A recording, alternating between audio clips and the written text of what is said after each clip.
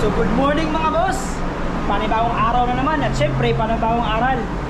So ngayong araw mga boss, mag-impeller inspection tayo sa lifeboat kasi may minsay yung opisina regarding sa lifeboat ng cooling seawater impeller natin. So i-check natin, inspection natin kasi ipapadala natin sa opisina kung anong nangyari. So samahan nyo ako mga boss para i-check natin yun. Tara, let's go! Nakalak. Tayo dyan. Uy!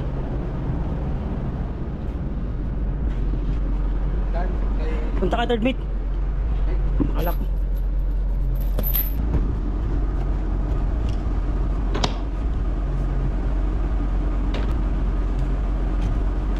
Bali, nabuksan na natin. Pasingawin muna natin para kita tayo masuffocate sa loob kasi may mga fumes pa yan eh. Pasingaw natin para safety tayo.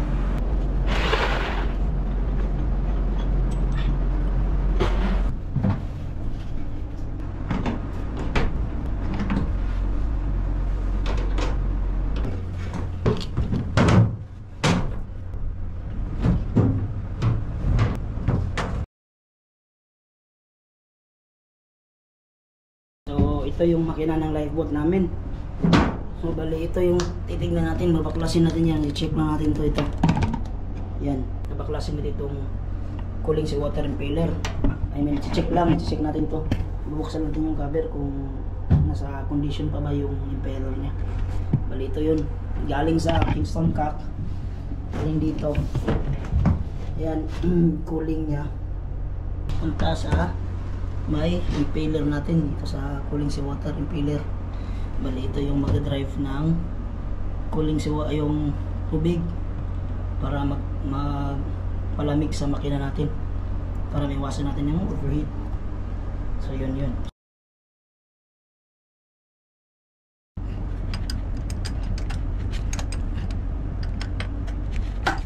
So ito ngayon natanggal na natin. Bali tignan natin, i-inspect natin kung magandang condition pa yung impeller natin. Ito. Yan.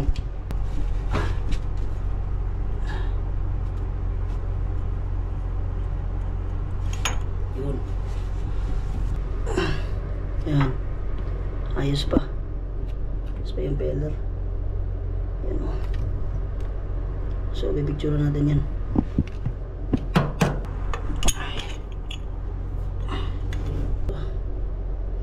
Okay pa.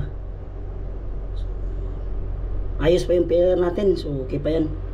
So pipicture natin. So hindi natin babaklasin kasi intact pa naman eh. Hindi man napupudpud. Kasi minsan kasi sa katagalan yan, lalo na pag under tayo ng lifeboat na walang cooling, yan yung nangyayari. Bali napupudpud yung mga impeller niya. Yung itong impeller na yan, napupudpud, nasisira. Kaya importante talaga na pag pa-under ka ng lifeboat, kailangan talaga may cooling.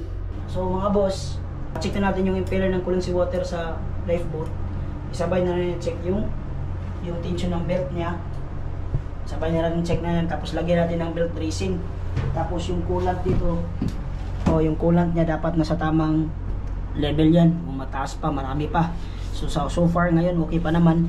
Tapos yung langis, tante din to eh. Yan, check natin yung langis. Bali check natin siya kung sa tamang level pa. So ayos pa, mataas pa hanggang dito.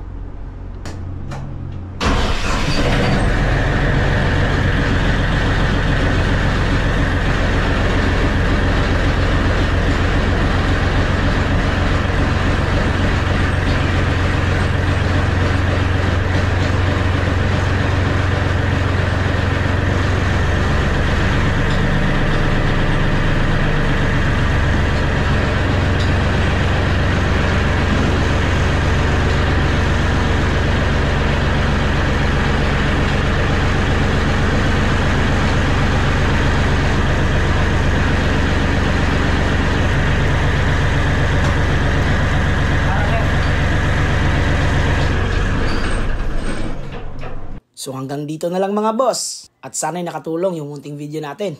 Kung hindi ka pa naka-follow, baka naman. Hanggang sa muli. Adios.